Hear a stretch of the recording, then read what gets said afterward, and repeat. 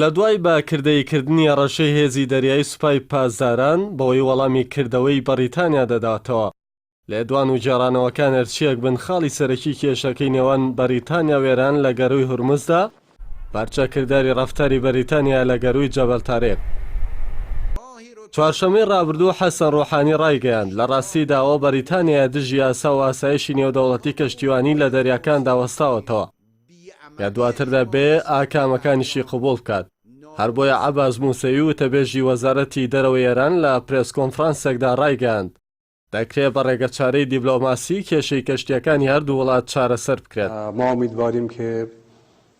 ڕووداوی دەست بە سەراگرتنی کەشتیە نەوتەڵگرەکەی ئێران کە بڕی 300,000 بەرمیل نەوت هێڵگرتووە لەسەر داوای ویلایەتە یەکگرتووەکانی ئەمریکا و بەپێی بڕیاری سزاکانی ئەو وڵاتە بووە لەسەر ئێران کە هیچ شەرعەتێکی نێودەوڵەتیان نییە.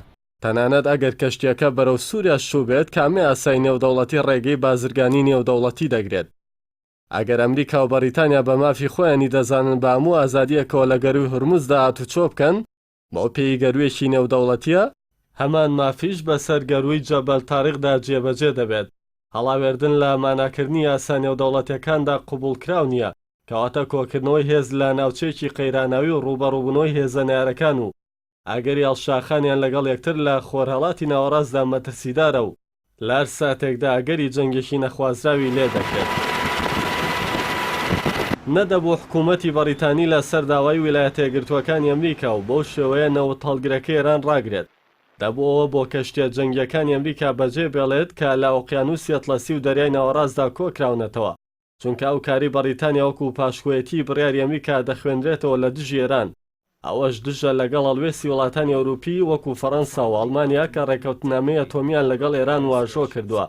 خۆشیان دوور خستۆتەوە لەو بڕیاری ترامپ کە ساڵێک لەمەوبەر یەکلایەنە لەو ڕێکەوتنە جیهانیە پاشەکشەی کردو ئەم قەیرانەی لە ناوچەکەدا خوقان کە ئەگەر سزاکانی ئەمریکا بەردەوام بن ئەگەری جەنگێکی وێرانکەر هیچ کاتێک لە ناوچەکە دوور ناکەوێتەوە.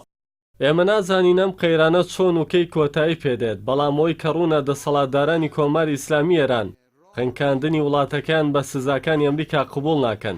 چەندین جاریش بەرپرسانی سیاسی و سەربازیە وڵاتە ئەویان ڕاگەاندووە هەر کاتێ وڵاتەکەیان نەتوانێت نەوتەکەی بفرۆشێت گەروی هورمز لەوانی دیکەش دادەخرێت. بە تایبەتی و سزایانەی ئەمریکا لە دەرەوە یاسای نێودەوڵەتیەوە سەپێنراون واتە بەهێزی لۆژیک نەسەپێنراون بەڵکو بە لۆژیکی هێز و ملپەڕی سەپێنراون. هەرچەندە باڵوێزی پێشووی بەریتانیا لە واشنتۆن چیم دارۆگ لە راپۆرتەکانیدا بۆ وەزارەتی دەرەوەی بەریتانیا سەرۆکی ئەمریکای بەنەزانی و هەڵەشەیی تۆمەتبار کردبوو. ئەوەش ئامۆژگاری ڕاستەوخۆی دیبلۆماسی بوو بۆ ئەوەی حکوومەتی وڵاتەکەی خۆی لە هەڵوێستەکانی تیمەکەی ترامپ دوور بخاتەوە. بەڵام بەم هەڵوێستە پاشکۆیانەی بەریتانیادا دەرکەوت حکوومەتی تێرەزامای پشتیوانی لەو هەڵەشەیی کۆشکی سپی دەکات کاکۆی سیاسەتەکانی لەوانەیە گیان بەرەو دادوێکی ترسناک و نادیار بەرێت.